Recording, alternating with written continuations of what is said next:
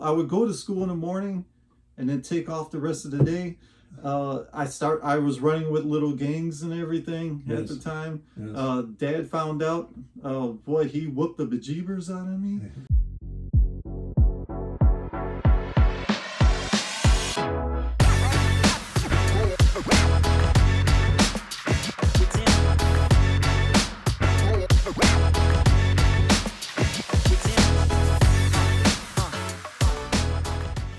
Hey everybody, welcome back to the Firestone Files. I'm Dr. Chris Firestone. Today I have something special for you.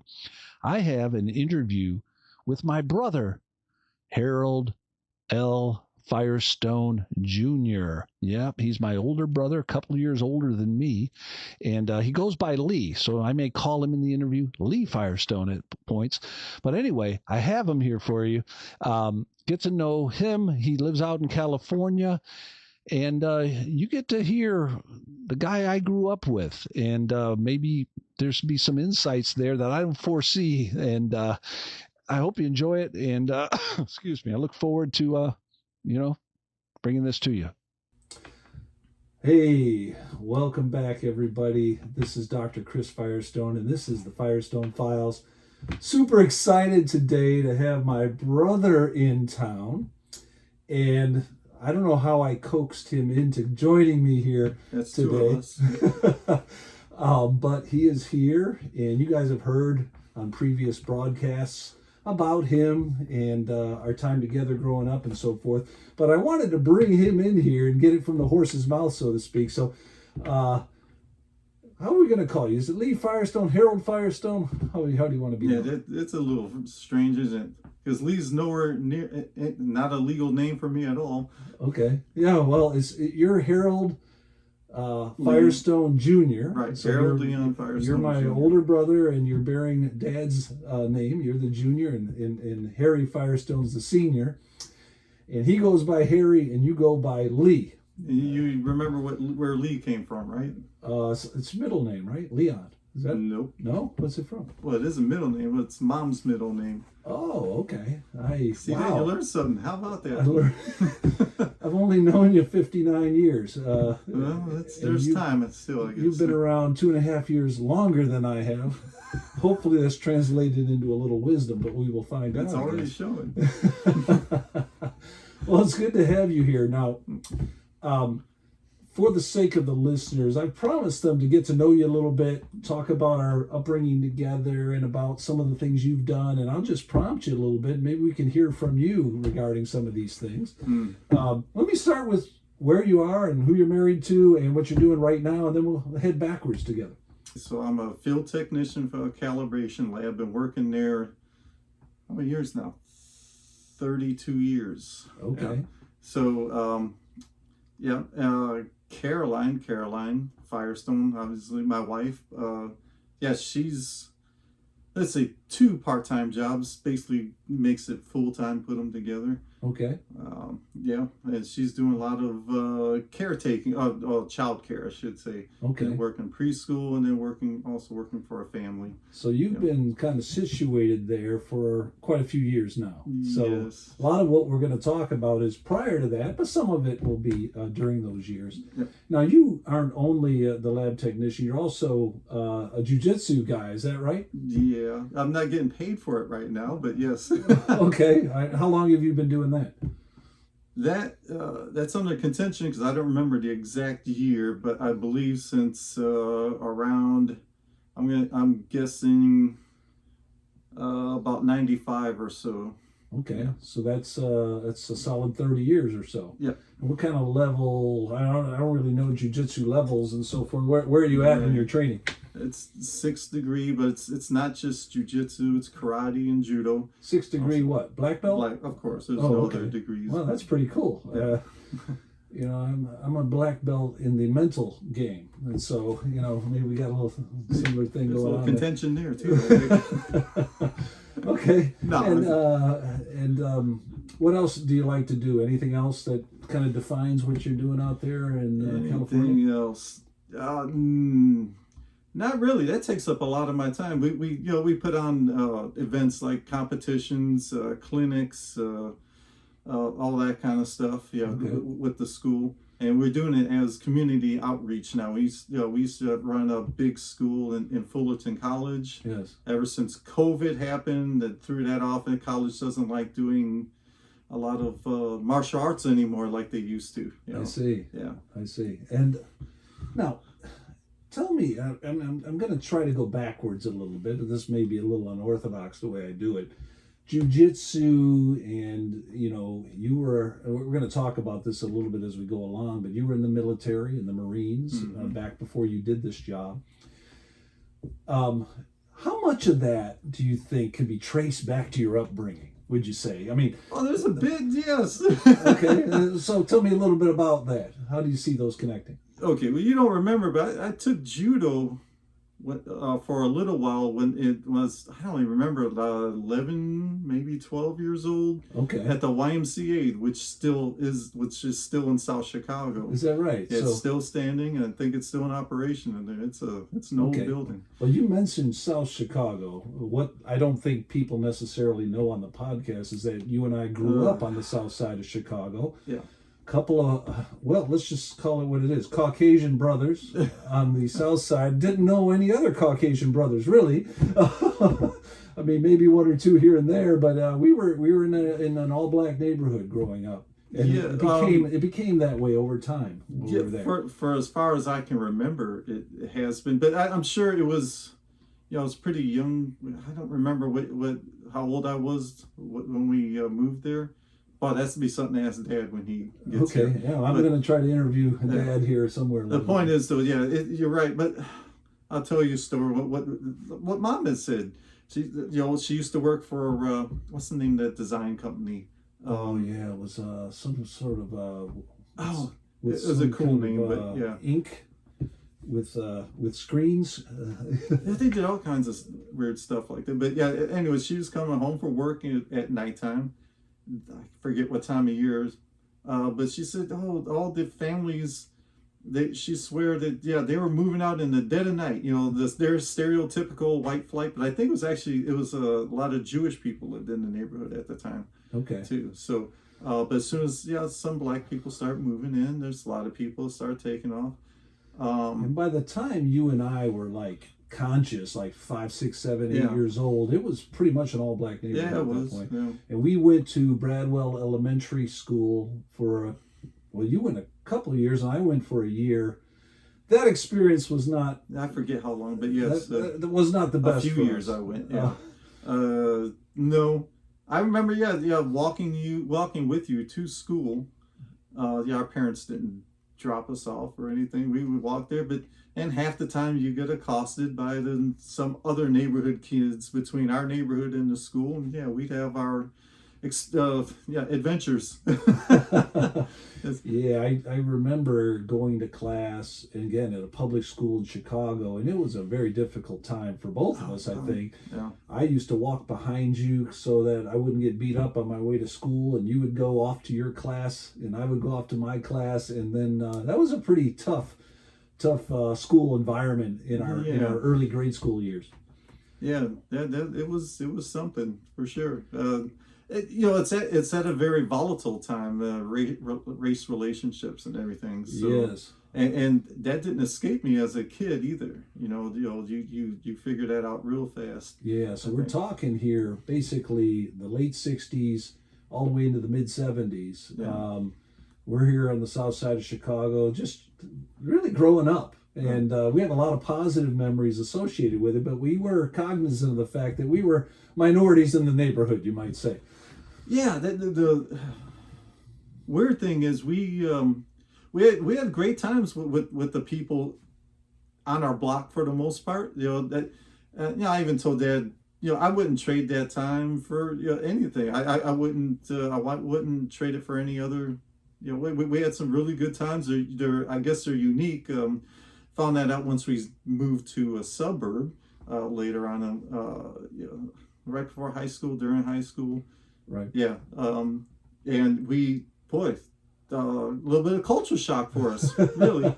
That's absolutely right. Yeah, I do remember moving away from the south side to Bellwood, Illinois. I went to Proviso West High School, and It was a more cosmopolitan neighborhood for sure. It was Yeah. more representative of the United States as a whole in that neighborhood. That'd be easy to say. Yeah, but before then, you were talking about so I'll advance a little bit because when we're that young, we had a lot of things. And later on, I quit going to school. I would go to school in the morning, and then take off the rest of the day. I was running with little gangs and everything at the time. Yes. Dad found out. He whooped the bejeebers out of me. Yeah. It was a culture, almost a gang type culture. Kids getting together. They didn't always have parents around. We didn't always have parents around because they were working full time and kind of clocking us in and out. Yes. And in the middle of those times, you and I were wandering around the neighborhood. A couple neighbors narked me out. I made a mistake of walking through the block, and Dad found out. Okay. Yeah. I remember him calling me into dinner once, and this was during summer camp days. They would take us to the camp so they could go work again, and then they brought me in. And you were sitting at the dinner table, and Dad looks at me and he says, "Sit down." I go, "Oh, what's going on?" And then he says, "Have you been playing hooky?" And I said, "Hooky? What's that mean?" He said, "Don't play dumb, boy." Well, to be truthful, I'm not sure I knew what it meant, and that's what I was doing. Yeah. Yeah. Well, he called us out on it because apparently you and I were roaming the neighborhoods during. Oh, you were too? Yeah. Oh. Yeah, we were going. Not all the time, though. Not all the time, but I was hanging out. You're right. With you. I do remember that. There was a time. You're right. I forgot about that. We did. The thing is, we got a little trouble here and there. Little fights here and there and stuff. But Dad, our parents really they wanted to change that real fast, and they did. What they ended up doing was sending us to Emmanuel Lutheran. That's right. Grade That's school. right. So they pulled us both out of Bradwell Elementary, which was a public school. I'm not sure how they afforded it at the time either. It was not easy for them. Well, they knew something was wrong because neither one of us was learning a whole lot. And we were except about the streets. Well, that was the thing. In the morning, I remember at Bradwell, the teacher would write. We would have to copy something about the day, right? She write it on the blackboard. We all have to copy it, part of learning how to write and everything. I didn't do that. No, I had two little girls next to me. They were more than happy to do my work for me. And when I got to Emmanuel Lutheran, I couldn't read or write. I couldn't do it. What's that, third grade level, fourth grade? I can't remember what grade it was we started. Okay. Yeah. And no, I couldn't read or write. And I remember the night, Mom comes and said, "Well, looks like they want to bring you back a grade." That was.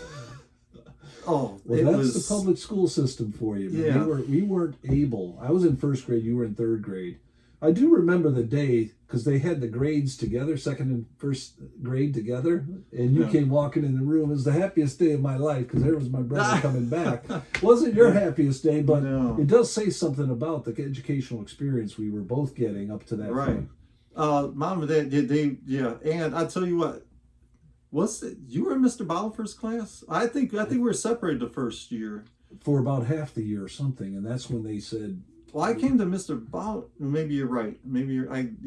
I remember Mr. Balfour though. He's having me read, and he was having no monkey business whatsoever. I had no discipline at all, and man, that guy. I started putting my foot up on my chair and everything. He could get that thing back there. He's. That was a strong man too. They also had the paddle, as I recall. Oh no, there was corporal punishment for sure, man. That I got real used to that. They were not messing around with those paddles. I'll tell you what. Yeah. Or even soap. Putting soap in your mouth. If you caught not cussing, just talking. A couple of the teachers, and that stuff would burn after a while. That's I learned to swallow sometimes. Does that change your view, just as an aside, of corporal punishment, or do you take it as a good thing now? Oh no, I needed it. There's no doubt about it. They were not going to straighten me out without it. Yeah, I kind of remember that myself as well. I was a bit of a talker and an instigator, as you know. Oh yeah, okay. And Yeah, you want they to talk pulled about me that? out for the paddle more than once. Yeah, so Chris talking about instigating. That's right. That's some of the fights we got into walking to school and that. Yeah, Chris, he may be right, but just because you're right doesn't mean you should say it, kind of thing. You know. And, yeah, got us into some sticky problems once in a while. That you learn how to take care of that sometimes. So. Yeah, well, it was good to have a bigger brother, I have to admit, because I could throw out something and then stand behind you and say, "Go get him, Lee." Yeah, there was one time. I don't know. Yeah, you were not with me at that time. I was walking around with a friend of mine, and this bigger kid. I guess my friend liked his sister, and I don't know if you remember. His name was Lee too, believe it or not. But he started getting a fight with him because he would tease his sister. It's right. Part of growing up. Yeah. Well, yeah. When you like somebody, you kind of pull on their pigtails or whatever, all that kind of thing. He's doing that, and then he's fighting with him. So I said, he was getting the best. So I said, come on, man, you got to, okay, you got to know. So, and then he starts swinging at me, and smacking between the eyes, broke his glasses in half, and he's crying, running home with his sister and everything. And then his mom comes to our house. I don't know if you. That happened a few times, so I'm not sure which one it was. That poor kid, but yeah, and his mom's yelling at my mom, "You gonna buy me a new pair of glasses?" Yeah. So I don't know what you're talking about. Well, one of the other they put us in Emmanuel Lutheran to get us sort of out of those neighborhoods as much as possible. They also took us down to what was it called, First United Methodist Church on Sundays, where we would go on the Sundays and go downtown. And that was good instruction for us. I think it introduced us both to the church life, the gospel, some of the basics. Well, so did Emmanuel. I mean, I don't know about you. I got confirmed in both churches. Oh, right. If you remember that. Yeah, we had mandatory confirmation class at, was it 7th and 8th grade, something like that. But the combination of the discipline and the teaching, I think, began to sort of work its way through us a bit and made us more civil than we otherwise would have been. Not to mention, okay, we start, they brought me back a grade. They put me in summer school. Mom and Dad also put me in summer school, which was awesome. I caught up a lot, in summer school. Yeah. That definitely helped a lot. And then you were roaming our neighborhood and that, and all our friends, I don't know if you remember, they enjoyed having us read to them and things of that nature. We were way ahead when you talk about scholastically being able to read, comprehend, mathematics, all things like that. That these kids you knew were not getting a proper education. I could see that. We became leaders of our block, kind of thing, if you remember. Yeah. Our house was the place to be. Yeah. It was a refuge, I think, for a lot of kids, really. Yeah, they felt safe there. I mean, one of the things Dad would do would go around the neighborhood and build baseball teams. I remember that. We'd get a car crazy, and we'd pile kids in from all over the neighborhood. And then we'd go, it was basically 2 Caucasian boys with a bunch of African-American kids, and then we'd go play the Spanish League. Yeah. Well, yeah, that's the weird, we played organized baseball over at Russell Square Park, which is mostly Mexican, Polish type neighborhood. And there's a lot of Mexican kids playing, not too many white ones really, but yeah.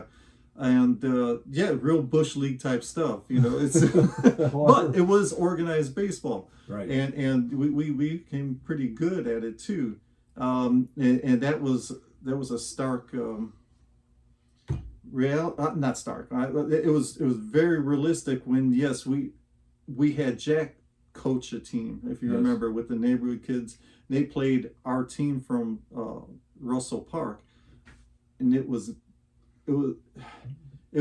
I would say it was very humiliating for them. Yeah, because you're trained guys versus this you guys from the hood. Yeah. But those are the differences you see. Now, and the other thing I tell people, I don't know they believe me, where I, out in California and stuff, is in our neighborhood. I think after this one kid left the block, we were the only kids that had fathers in the house, as far as I can remember. Right. I can't remember if anyone else did. They were all single mom households. Yes. Now, if you fast forward, I don't know if you even know this, but about 20 years later, I invited one of our friends out to Hinkley. You told me about it. I wasn't there for it. His name was Andre Cole, and he was my age, and we brought him out, and you're right. He didn't have a father in the home. He had a much tougher go of things there on the south side, and it was just a stark sort of wake-up call to me about life lessons. Yeah, what year are you talking about? Just like, because we left... Right. In the late 70s. It would have been about 35. So I would say it would be about 18 years ago or something, maybe even earlier, 20 years ago. But it was a wake-up call to me about life lessons, about discipline, education, getting up and moving to a more blessed environment. I mean, don't get stuck in a rut. I mean, I've done other podcast shows on this very thing about getting up and moving. Yeah. And our parents, it's hard for a single parent. I get it. We were blessed by these guys finally saying, let's get out of the neighborhood, sell the house, move out to the suburbs. And a lot of good things. You remember, we couldn't do that for the longest time. That Dad had a hard time after he broke his arm. They had a hard time. He won't admit it either, but... Yeah, he doesn't admit some of these things, but Mom told me, we had a rough time. I remember when we lose one glove somewhere, it was like the end of the world, in the winter. Now you're going to have mismatched gloves. I just won't wear gloves then. But the thing was, no, we had some rough times, financially, and what was I going to say? So, and she had to push Dad to find a job because he was more entrepreneurial. He liked owning the garages. He was an accountant. He was a photographer. But he just we weren't making it as a family after a while, and that's when he found a job at the post office. Yes, and that job at the post office became our lifeline, really, right? Because it got him. He was in Chicago. It eventually got transferred out to Bellwood, where we then moved to a new house. We went to Roosevelt Junior High School for a short time. Then we went to Proviso West High School. And, what any thoughts about that experience at Proviso West? Yeah. It was hard to fit in, really. It was very cliquish, even though, like you said, it was pretty much diverse demographics, I'd say. Right. But still, we weren't quite accepted, I think. Even we played, we both played football, ran track a lot. I was really good on the track team. And I don't think we had a chance to get on the baseball teams. Right. Because they knew who they wanted, and that's who it's going to be. Yes, and that was it, no matter how good we were, I think. I remember football. I needed to be coached. I need a lot of coaching. I didn't know that much about, route running and all that stuff, all that kind of thing. But one thing I did know, and I found out real soon, I was the fastest guy on the team, except for one guy that didn't come out for summer. Bob Border, if you remember. I'm sorry to drop names. Very fast. Dude broke state records and all the sprint things. But they put him on the team, even though they promised us, you don't come and practice, you ain't playing. Yeah. Well, guess who started playing as soon as he came on the team? Yeah. Yeah, I do recall it was a culture shock in trying to find your place. And athletics was the one place where we could, because it's merit-based, we could kind of fit in and find a home. But it really was difficult not growing up in the neighborhood, starting in a new place. But you know what? There's still some real value in there for us. I mean, there was. Schooling was a lot better than we were used to. The athletics were a little more organized.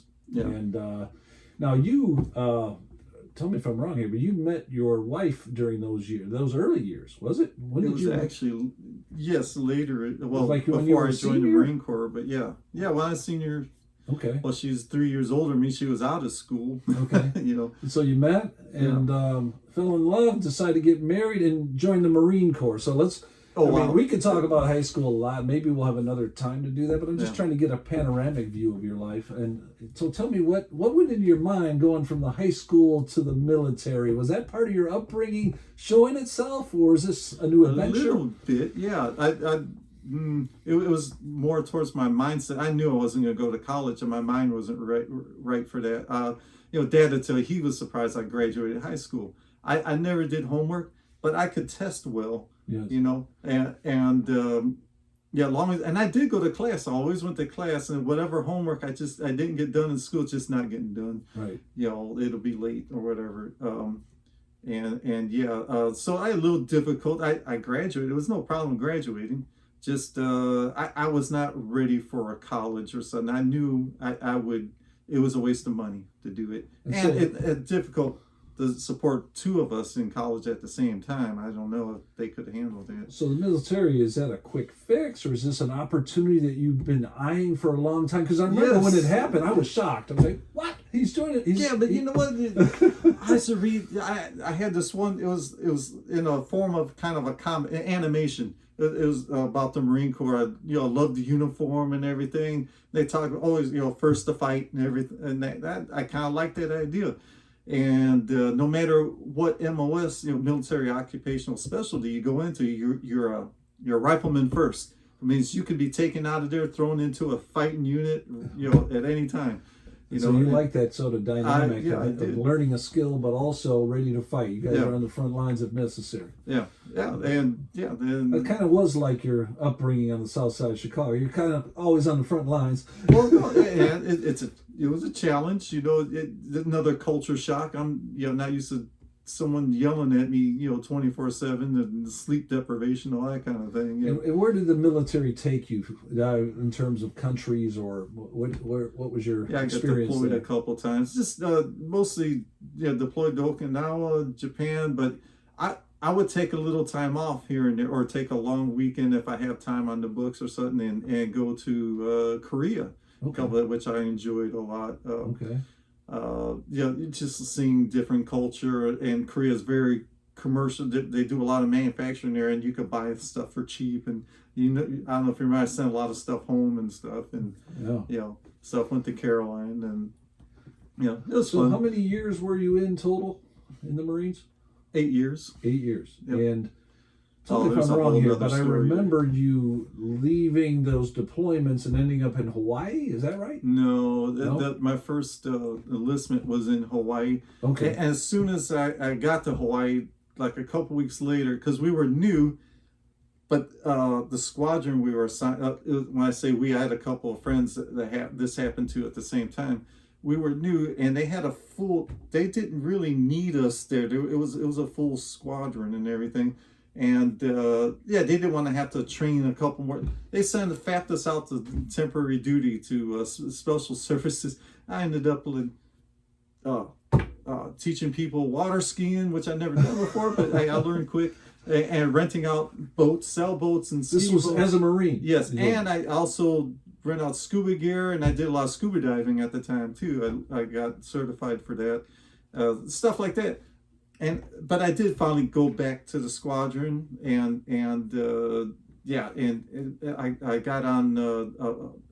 I started a cruise, got in as a door gunner. I wanted to fly, so I flew to part of the crew of CH-53s and stuff like that. And I was about to trying to get into become a crew chief, but I re-enlisted, and they wanted to send me to California to another deployable squadron. Yeah. That's where I started deploying in the second enlistment. Oh, okay. Yeah. And I seem to recall, tell me if I'm wrong, that you did some work with helicopters? Yeah, that's what I did on the flight line. Oh, okay. Yeah, that's where I started flying and crewing those things. So we did, first I would do flight line work, and then, like I said, we do a lot of pre-flight, post-flight maintenance and everything on the birds. So. And so after this 8 years, why didn't you sign up again? Waste of time. Why is that? What do you mean? Okay, Marine Corps, a little different from the other branches, because I knew some people from the Navy over there too. Merit doesn't get you anywhere per se. Sometimes if there's not an opening, they have X amount of openings per E1, E2, E3, E4, all the way up.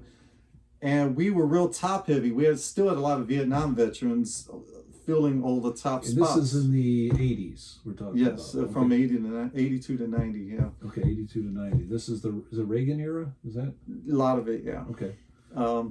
And let's see, where was it? So yeah, there was no one getting out, and the only ones getting promoted. This is at the time of what did they call it?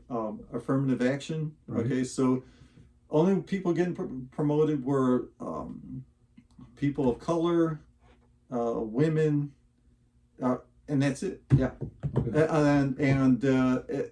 Or until an opening opened. Well, sometimes even they took the openings. We were still competing for the same openings, right? I had all top scores in physical fitness test, top scores at the rifle ranges. In fact, there's another episode there. I did a lot of that too, competitively for. I remember you were sharpshooting. Yeah. Well, yeah, I was competing at the time. We had international matches, intramurals and stuff, and yeah, that was as a Lance Corporal, so I was low man on the total pole on the team. Okay. At that time, but so you kind of progressively came to the realization that the Marines were not going to be a career for you. Right. That's what first time I ever got real belligerent with a gunnery sergeant. He was my career planner. You go and talk to. He's trying to get me to re-enlist again, and said, "Well, what are you going to do to get me promoted? I got 4 years. If I don't make staff sergeant by my 12th year, it's an automatic kick out. Right. You're just kick you out no matter what." And I was just a corporal. I was the senior corporal in the entire Marine Corps at the time. Oh, wow. Yeah. And I'm just telling him, what are you going to do for me? He said, well, at the time, there was a time you could do drill. You could become a drill instructor or do barracks duty. Basically, you work at an embassy, something like that. And you can really fly up the ranks doing those type of things. If you that didn't appeal to you? No, they changed the rules. You had to be a sergeant or above. And now at catch 22, I was stuck at corporal. I couldn't get sergeant. You have to get sergeant, get the staff sergeant. I see. So it became a pretty clear choice for you at that point. It would have been a waste of my time. What was the move that you were in? Were you in San Diego or Hawaii at that point? No, I was in Tustin, California. Tustin, California. And then, so what was the plan leaving, and where'd you go from the military? I didn't go anywhere. I stayed right there in Tustin, and I had odd jobs for a while. It was a bad time to get out. It was a bad time. So how long is that period before you land the job that you've been in for 30 years? It was now? a while. It was a few years, I think. Okay. Because I was doing things like, was it slurry seal? It's like the black top they put on. Yes. To resurface streets and everything. What a dirty job that was. It paid decent. I worked for a motorcycle shop. It's a Honda shop. Yeah, I did that. I really liked that. Didn't pay a lot, but when I got good in sales, and I didn't sell bikes, I sold parts, so I got good in that. And I started getting some decent commissions from that too. But broke my wrist. That's a whole different story. Yeah. And so how did you find that current job that you have now? Help wanted ads. All right. So you and they were willing to train, and I started minimum wage training, which was, I forget how much that was at the time, like $8 an hour, maybe.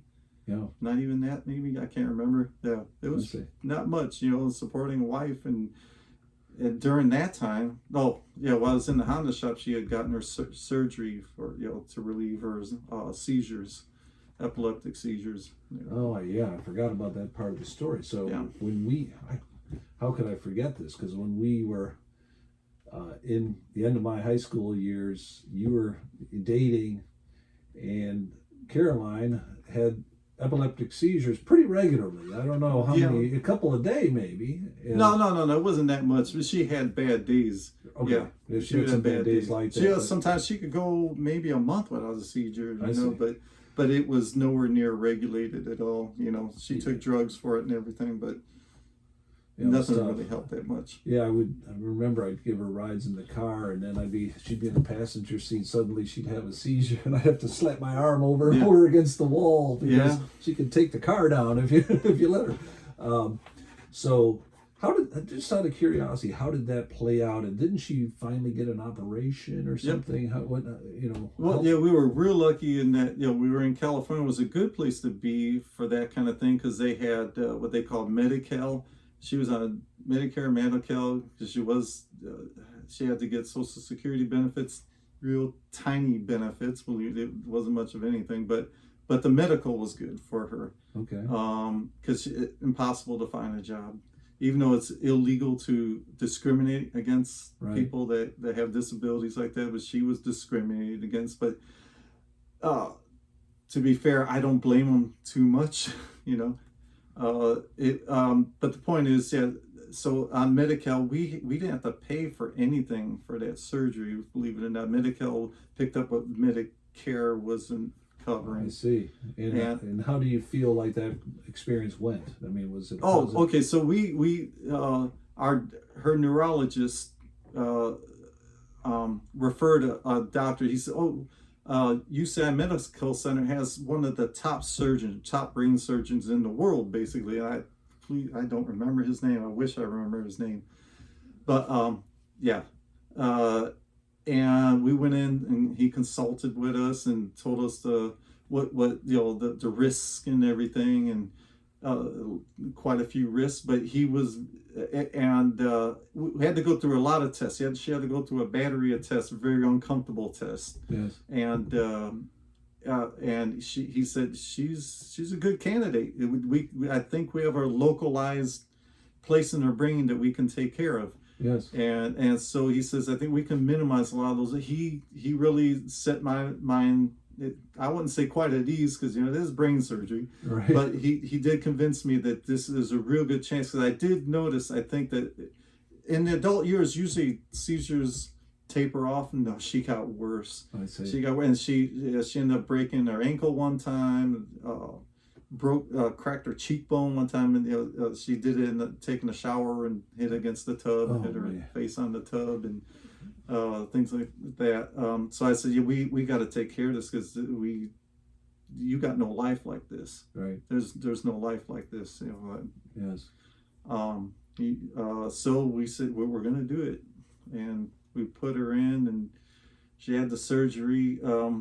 She came out like a trooper, man. I mean, of course, she after surgery, she's got a tube sticking out of her skull, to relieve the fluid buildup and everything. It looks horrible, but she came out it really, really good. Yes. The worst thing that happened, the only problem she had after the surgery is that I think they bruised the optic nerve or something. And from that point on, she had to wear glasses to correct her vision. Because before that, she didn't have any problems. But he told us that there's a risk you could lose sight or something, even if they go too close to optic nerve or sever it or anything. I don't know. But that's the worst that happened. And the migraines. After that, we did have she had problems with migraines. She still does now, and it seems like to change a barometric pressure or something, sometimes she has a little problem. But otherwise, she's a lot better. She drives now. She hasn't had a seizure since then. Yes. And we did keep her away from a car for 2 years before I went according to the law. Yes. No seizures for 2 years, and you can go get tested for driving. That's exactly what we did. So we bought her that Gran Torino. Yeah. Oh my goodness. Yeah, that's amazing. Yeah, we noticed as well. It's just fabulous that she could make it. Good for you to bring that up, because that's a big part of our life, and we don't worry much about that anymore. I see. So, just more recently, then, I thought you were going to have a job transition. Your business was sold, I thought, and then how does that played out in the last year or two? I don't know if I want to talk to because I have a non-disclosure agreement. Oh, do you? Okay. Yeah. So, but your company was sold, and you're still with the company. Yes. Okay. Oh, yeah. Well. Yes, it's Cal Labs. I could say that much. I've been with them for over 32 years now. Okay. But yeah, they did it was a family-run company. A family is more than half the people that were in the company. 8 people, 9 at the top. That's during the time I've been there. Most of the people were family. Yes. Not our family, obviously. But and they're getting older, so my our office manager, she wanted to retire, and so she and the family decided, yeah, we're going to sell the place, and Okay. and she found a good fit, a place that would take care of us. I see. And that's Eldinger / Accredited Labs. Okay. And so it's been a reasonably positive transition. Yeah, I think so. There, it takes some getting used to, because everything I do is on an app now. Right. There's no time clock to punch in, which you used to have. It's done on your phone. Right. And I have trouble remembering the clock in and out sometimes. I'm a field technician, so sometimes Right. I never had to do that for lunch and stuff like that. So you're on vacation right now from this new gig, but same gig but new gig, and you're down here in Hot Springs. Yeah. And the $1,000 question, maybe it's $10,000. Oh, you're not doing this to me. What's it going to take to keep you here? I mean, we're trying to get you to, think about not retirement, but a new chapter coming to Hot Springs, Arkansas. Well, yeah, our chapter changed a little bit, with this new company, and they're paying me more. Benefits cost me less. It's good for Caroline, and we're doing better. So you're set up pretty well for the time. We're set up being? pretty well. I'll tell you the truth. I've told you this before. Of course, if California keeps going the way it is, I don't know how much longer I can stay there. And I will admit, Hot Springs is on the top of my list if I decide to vacate that state. Yeah. Okay, well, that's a good promise. I mean, that's something that it's a familiar place. Yes, you and Dad family are here. you Yeah. know, and Well, I mean, you're here. That brings it down a little bit. don't tell him that. Anyone that spends time with us, we got our bickering at times and everything. No, we as brothers, we do what brothers tend to do, Yeah. But I still love my brother, but man, there's times, Yeah, well, for pretty much our whole life, we've gone back and forth. This is probably the most cordial and congenial conversation we've had in a while. Not because we are incapable of it. Expect, what was I Some gonna kind of say? jab, some kind of. Well, no, what was I going to say? Polite company, watching this thing. Yeah. That's true. Yeah, mind my P's and Q's. Yeah. Is there anything else you'd want to share in this life journey? Any lessons you've learned, or Holy smokes! Anything that you There's would... still so much. Yeah. Oh, I know. We've covered a lot. We've covered basically, and all there's of these stuff that I haven't talked about in all those parts of our life. There's so much. Yeah. It was kind of eventful. Well, this is kind of why I wanted to get the ball rolling with the Firestone Files, get you on tape, and this is a macro view. In other words, an overarching view. Okay, in that case, we went over quite a bit. Yeah, I'd love to do deep dives on the various aspects of life, because I do think part of what we do with the Firestone Files is try to not only get the stories, but get the lessons that we've learned and everything else with regards to, how to just live life together, live well, be excellent, and grow. Oh boy, I haven't even started on that. But we did start with Mom and Dad taking us out of the public school system and putting us in a private school, a Christian school. Yeah. Which was huge, and it really, I know it puts you where you're at now. I'm sure. Yeah. There's not a. Yeah. Well, I do think we hit on a few things just from the conversation here. The order and discipline that was given to us, the education and the opportunity to have a safe space to learn and then present us with new things to learn. Getting up and moving. If life isn't good where you are, then get up and move. I mean, this is something I've talked about on the podcast, we haven't mentioned this one, but I think it comes out in your story, and that is, new chapters. I mean, you're leaving high school, leaving the South Side behind, leaving high school behind, going to see the world in the military. And then when you came back, you had a new kind of confidence to beat the pavement to get a job. Yeah. And that doesn't that's come. a whole other story. Yeah. Yeah, no, you got to do what you got to do, and then you're looking for a career in the middle Yeah. of all that. Yeah. And by God's grace, you stumbled into something. Yeah, you're right. Well, yeah. I mean, a lot of people could look at it and say, I might have been, well, not having children. There's another thing, because Caroline, the surgeon did tell us there's a good chance Caroline could lose her life because of complications from there were extra pressures with the surgery and everything, having children and everything. Yes. There's a good chance she wouldn't make it, and we decided, yeah, my brother's got enough children. He did that for the both of us. They're proud of him for that, actually. Great kids. I don't know how it happened, because Well, they've got a great uncle, and we've enjoyed being able to sort of share that with you over the years. You're far away in California, so we get out there every 3 to 5 years. we try to keep in touch. But you've been gracious enough to come out and see us, Yeah. and be at key events like weddings and various other things. And so that's been really, I think, another one of those things with having a textured, committed family that makes all the difference in the upbringing of people. And we talked about fathers, being And present. it's so easy. Yeah, I got a wife I can't have children with, but I do believe in commitment. And that, well, it helped having mom and dad together, death to us till we part, kind of thing. And they lived by that. Yeah, and those weren't perfect years by any means. No. But life isn't perfect. Yeah. And as much kind of conflict as we experienced with them, they always came back together and they made it work.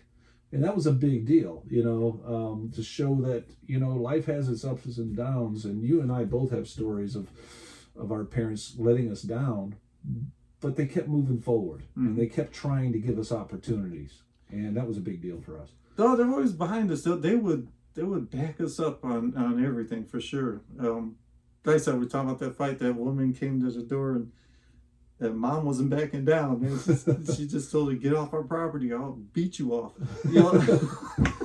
Well, yeah, mom was tough. That's for she sure. was. Boy, she was something. Yeah. Well, there's a couple more stories about that too. But yeah. And to this part in my life and your life here, I'm finding my way religiously now. I'm still finding my way more. I left our church, the Lutheran church in California, for numerous reasons. Mostly, I felt that instead of going the way of God, they're following man's path, on different situations. And you just can't do that. Yeah. That's just not the right way to go. And I couldn't do that anymore. So, hey, I've been churched online now by Eric. I actually enjoy the sermons. I like what he has to say. He's teaching from the Bible, and that's all I ask for. Yeah, Eric Capacey is the president of Champion Christian College. He's also the senior pastor of Gospel Light Church here in Hot Springs, and he does stream his second service online, and you managed to catch wind of it and been watching it. How long have you been watching him now, would you say? Not every week, but most weeks since I left last year, I guess. Okay, so about a year now. So our lives have been parallel with President and Pastor Capacey in terms of me being hired here at Champion and you being online listening to Gospel Light sermons. Right. Yeah. There's a lot of truth to that. Yeah. And I do want to bring that out. I got a shout out to Eric, man. Yeah, he's a good man. And I had my doubts. I resisted when my brother, you tried to get me to come out and have dinner with him when he was in California. And I'm like, man, this man's a little intrusive, man. He just wanted to feels like he have dinner with you. ransacked your life, and all of a sudden you're moving to Hot Springs, Arkansas, and got a job here and everything. And I said, I don't know about this guy, man. He's a quick worker, So I had. So you resisted. I did resist. Didn't have dinner with him when he was in California on vacation Right. with his boys. Yeah. But then you started listening to his sermons, and you kind of say, I kind of like this Yeah, guy. I do like him. I do. I'll admit it. Yeah, I think he's a good man. I haven't been able to spend a whole lot of time with him yet, but I have spent some time. Okay. Well, you're going to get to meet him more this week. You're Yeah. down here visiting, and I know he's in town, and so I'm sure he'll be delighted to talk with you and hang out a little bit. So super excited to see that happen. Just for the record, I'd love to see you get involved in a local church, but I get there are seasons in life when you're on the move, and some options are better than others. And so that's certainly a positive thing. So I've appreciated your witness in that area, your commitment in that area over the years. So, well, I think we've probably covered enough ground for now. Maybe we'll pick this up a little bit next time. There's a lot more, so yeah. Lee, thank you so much for taking the step of faith with me here on this Firestone Files podcast. Yeah. Truly delighted that you're here and your wife's here, and we're having some time to hang out. And that's it for now. We'll pick this again some other time. If you're out there and you've got some questions or you want to hear us talk about one or more things a little more detailed, go ahead and write me, and we'll see if I can get an interview with them again some other time. Thank you very much, and that's it for the Firestone Files. Bye for now. Thanks for stopping by to spend some time with me here on the Firestone Files. I hope today's reflections offered you some new insights and perspective on life. If you enjoyed the episode or found it valuable, I'd appreciate it if you'd take a moment to like, subscribe, and share it with someone you care about. I'd also love to hear your thoughts.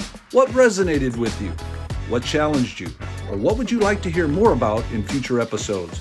Drop a comment below or send in your suggestions to the email in the description. Your input helps shape where we go next. This has been Dr. Chris Firestone.